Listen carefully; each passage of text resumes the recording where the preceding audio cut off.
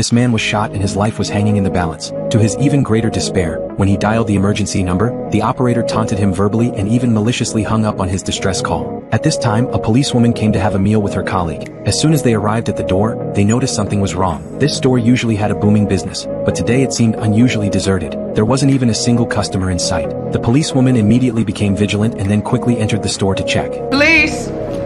Anyone here?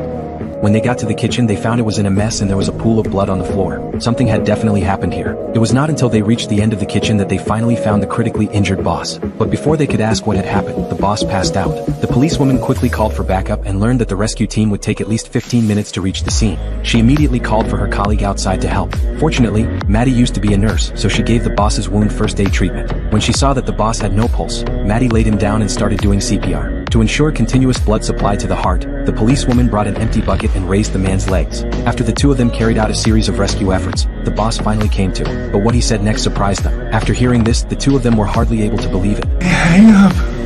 Sir, who hung up on you? 911.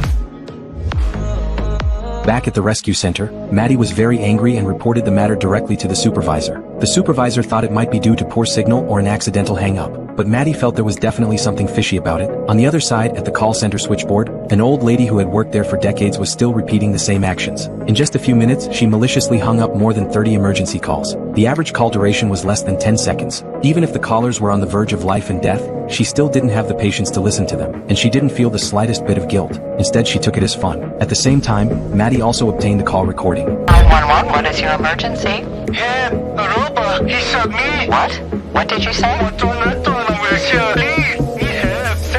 I can't understand you. Speak louder or I'm hanging up. Shot, beating, head now. Yelling at me won't stop the bleeding, okay? I'm not the one who shot you. Seriously, you're switching to another language now?